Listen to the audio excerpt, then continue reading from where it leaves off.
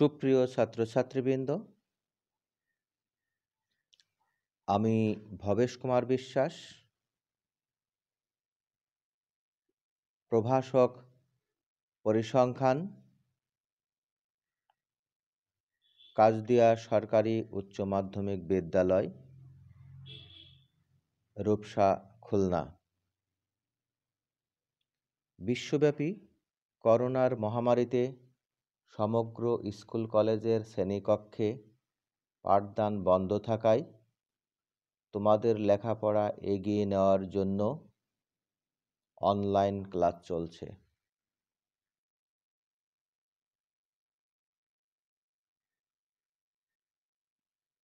আমার বিষয় পরিসংখ্যান তৃতীয় পত্র, অধ্যায় প্রথম, অধ্যায়ের নাম সম্ভাবনা, উচ্চ মাধ্যমিক পর্যায়। এই অধ্যায়ের আজ তৃতীয় ক্লাস, পর্ব 3। আমাদের আগের ক্লাসে যেটা শেষ করা হয়েছে সেটা হলো নমুনা ক্ষেত্র,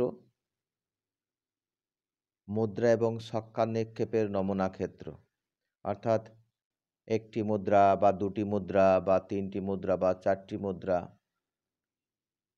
নিক্ষেপের নমুনা ক্ষেত্র, একটি ছক্কা বা দুটি ছক্কা নিক্ষেপের নমুনা ক্ষেত্র, আবার মুদ্রা এবং ছক্কা একত্রে নিক্ষেপের নমুনা ক্ষেত্র, এগুলো আলোচনা করা হয়েছে। তো আজকে অনলাইন ক্লাসে তোমাদের সবাইকে শুভেচ্ছা জানাই।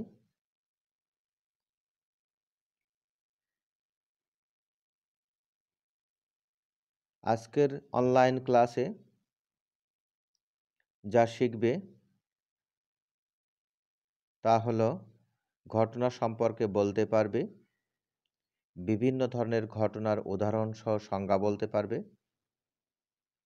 ভেনচিত্রের মাধ্যমে বর্জনশীল ও অবর্জনশীল ঘটনা উপস্থাপন করতে পারবে।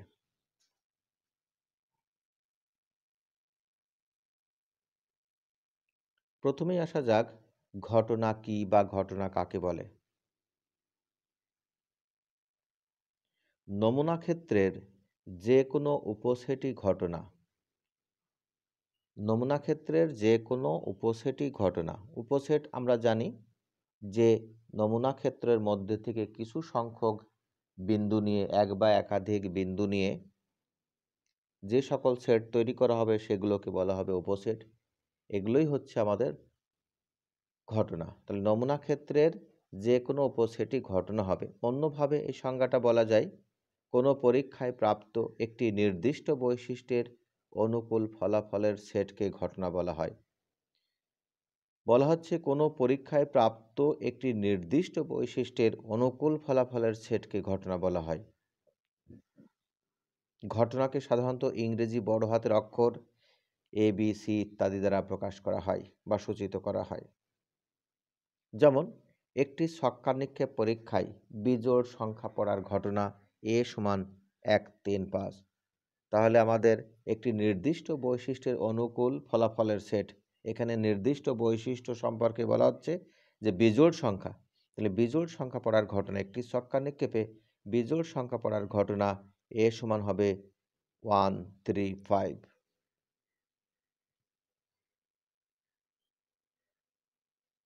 ভেনচিত্রের মাধ্যমে একটি ঘটনা উপস্থাপন করা হলো। আমাদের S একটি নমুনা ক্ষেত্র।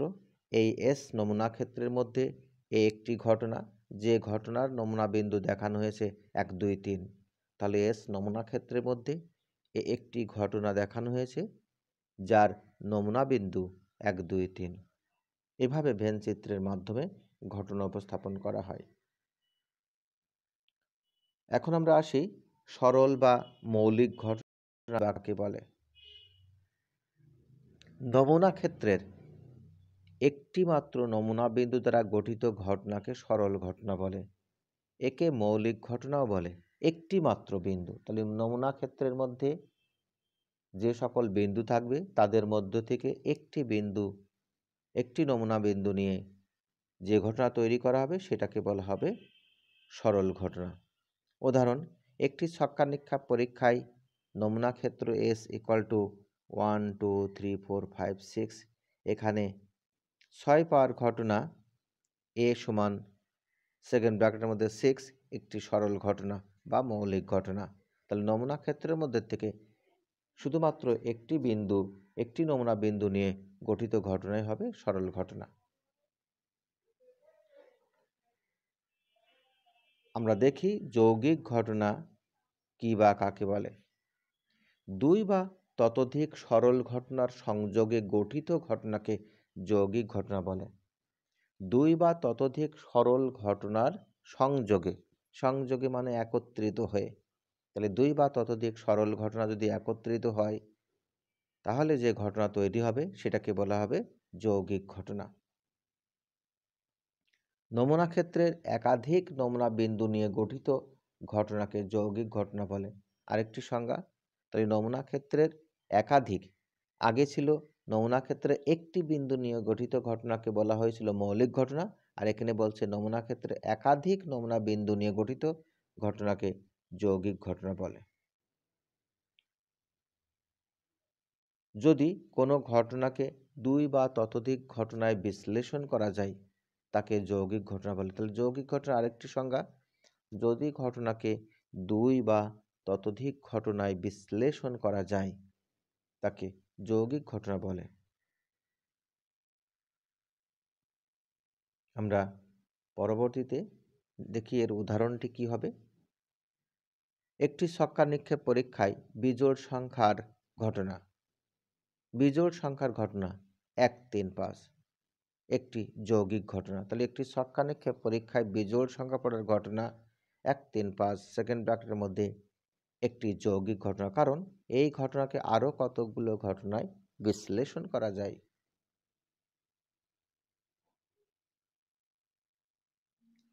এরপর দেখি নিশ্চিত ঘটনা কাকে বলে।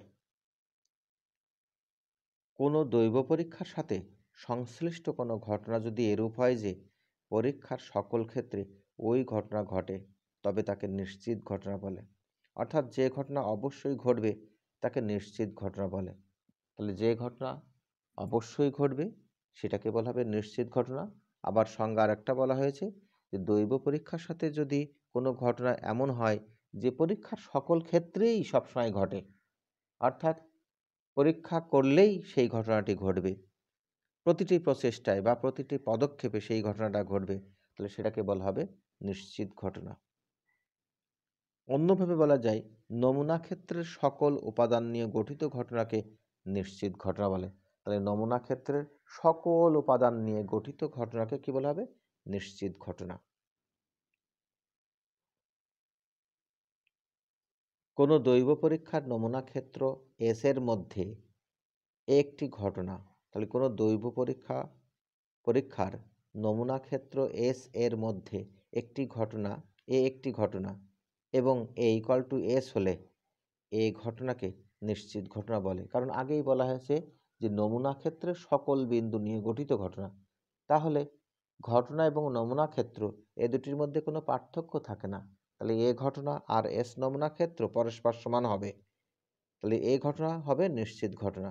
নিশ্চিত ঘটনার সম্ভাবনা সর্বদা এক হয়, অর্থাৎ প্রবাবিলিটি অফ এ, এই যে পি অফ এ মানে probability of A equal to probability of S equal to 1, অর্থাৎ ঘটনাটির সম্ভাবনা এবং নমুনা ক্ষেত্রটির সম্ভাবনা এগুলো সমান হবে এবং এগুলো কার সমান হবে? 1 এর সমান হবে।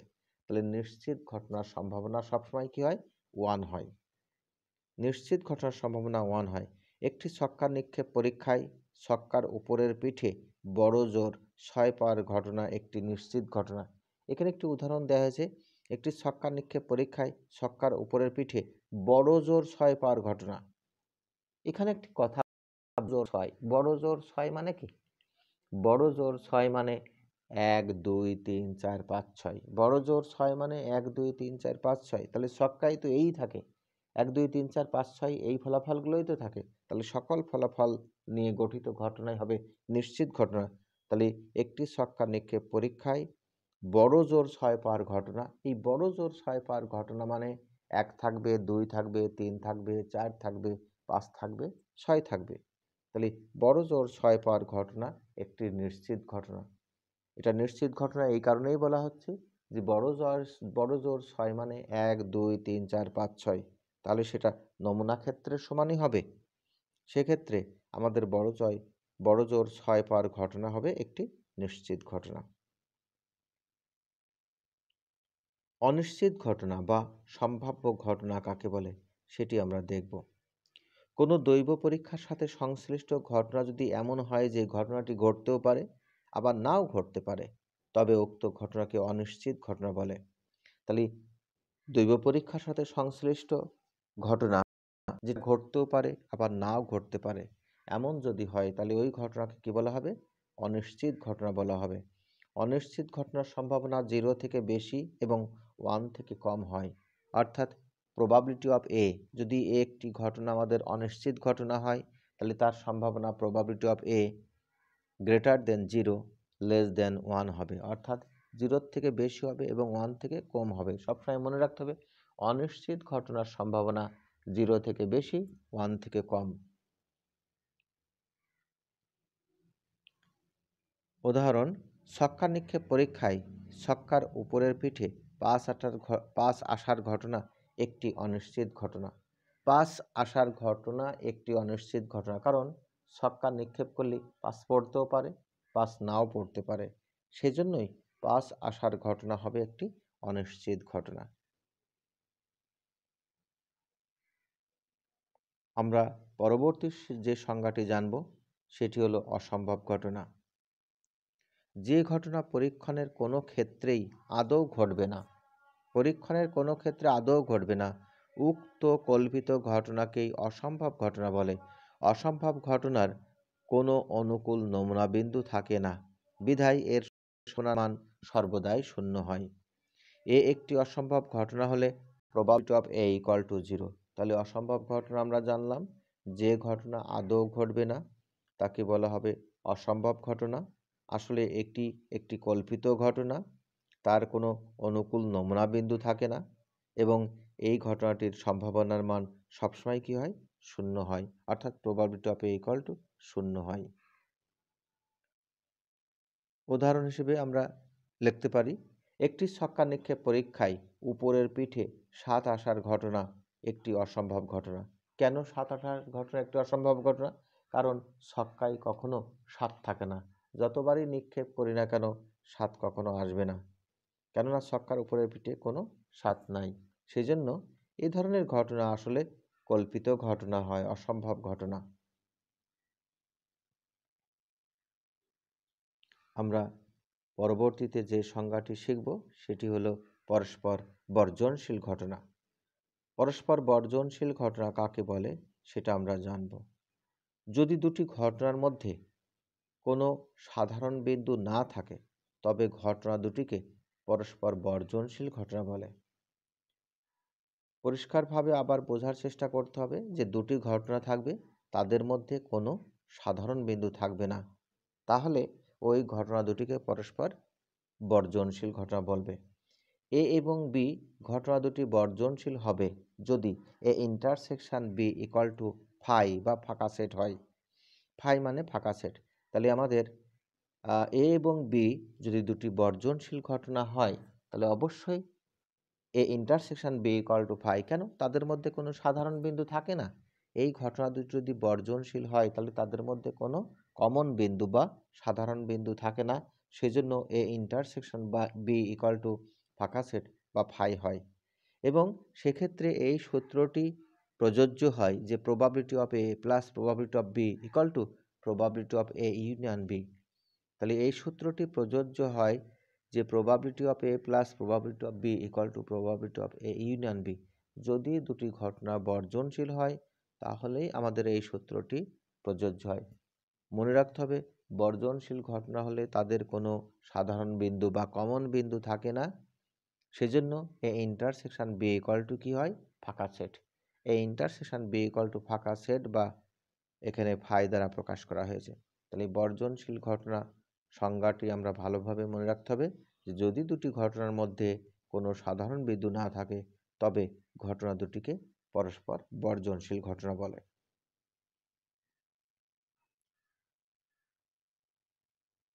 উদাহরণ হিসেবে দেখি, একটি ছক্কা নিক্ষেপ পরীক্ষায় বিজোড় সংখ্যা পড়ার ঘটনা a সমান 1, 3, 5। তাহলে একটি ছক্কা নিক্ষেপ পরীক্ষায় বিজোড় সংখ্যা পড়ার ঘটনা a সমান 1, 3, 5 এবং জোড় সংখ্যা পড়ার ঘটনা b = 2, 4, 6 পরস্পর বর্জনশীল ঘটনা। তাহলে উদাহরণ দুটি আমরা দেখতে পাচ্ছি যে a সমান 1, 3, 5 আর b সমান 2, 4, 6 এদেরকে বর্জনশীল ঘটনা বলা হচ্ছে। কেন? কারণ এদের মধ্যে কোনো সাধারণ বিন্দু বা কমন বিন্দু নাই।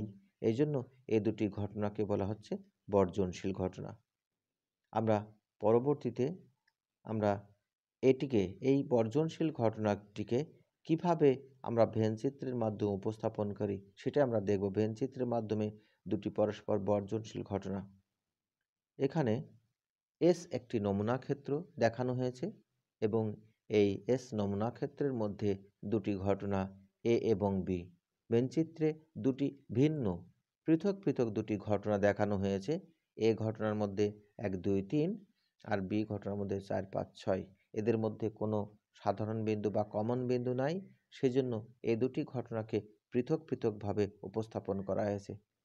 তাহলে বর্জনশীল ঘটনাকে সবসময় এরকমভাবে পৃথক পৃথকভাবে উপস্থাপন করা হয়।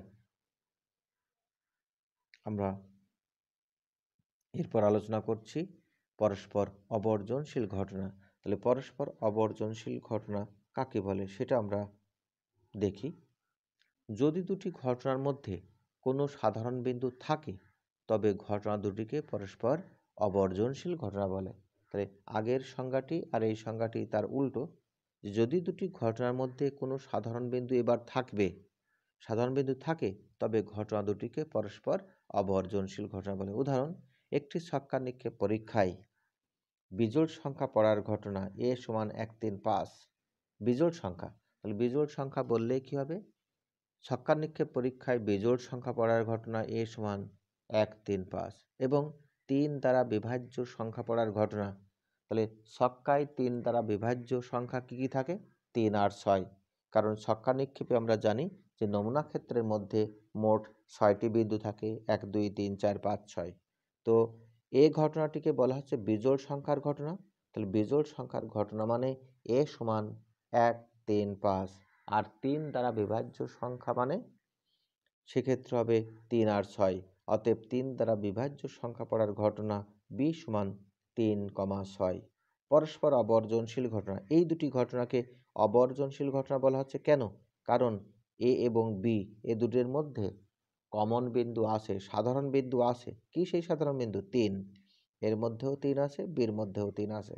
সেজন্য এক বা একাধিক কমন বিন্দু যদি থাকে তাহলে সেগুলোকে পরস্পর অবর্জনশীল ঘটনা বলা হবে। এক বা একাধিক, এখানে একটি বিন্দু কমন এর মধ্যেও আছে, বির মধ্যেও আছে। সেজন্য এই দুটি ঘটনাকে বলা হচ্ছে পরস্পর অবর্জনশীল ঘটনা। ভেনচিত্রের মাধ্যমে দুটি পরস্পর অবর্জনশীল ঘটনা দেখানো হলো। আমরা এর আগে ভেনচিত্রের মাধ্যমে দুটি পরস্পর বর্জনশীল ঘটনা দেখানো হয়েছিল। এখন আমরা দেখব অবর্জনশীল ঘটনা। এখানে এস একটি নমুনা ক্ষেত্র। এই নমুনা ক্ষেত্রের মধ্যে এ এবং বি দুটি পরস্পর অবর্জনশীল ঘটনা। অবর্জনশীল ঘটনা মানে যে তাদের মধ্যে কিছু কমন বিন্দু আছে, সেজন্য ঘটনা দুটি জয়েন্ট আকারে আছে। জয়েন্ট আকারে আছে, এখানে পৃথক পৃথকভাবে নেই, ঘটনা দুটি একত্রিত অবস্থায় আছে। জয়েন্ট আকারে দুটি ঘটনা দেখানো হয়েছে। তাহলে আমাদের অবর্জনশীল ঘটনা হলেই এভাবে আমাদের জয়েন্ট আকারে দেখাতে হবে। আমাদের এই ছিল আমাদের অবর্জনশীল ঘটনার ভেনচিত্র। আমাদের ক্লাসে আজকে আমরা এ পর্যন্ত আমরা শেষ করতে যাচ্ছি। তোমরা এই ক্লাসটি ভালোভাবে দেখবে এবং বারবার দেখবে এবং এখান থেকে তোমরা খাতায় লিখবে, মুখস্থ করবে এবং বারবার প্র্যাকটিস করবে। আর নিয়মিত ক্লাসগুলো দেখবে। আগামী ক্লাসটাও দেখার জন্য তোমাদের সবাইকে আমন্ত্রণ জানিয়ে আমি আমার পাঠদান এখানেই শেষ করছি। ধন্যবাদ সকলকে।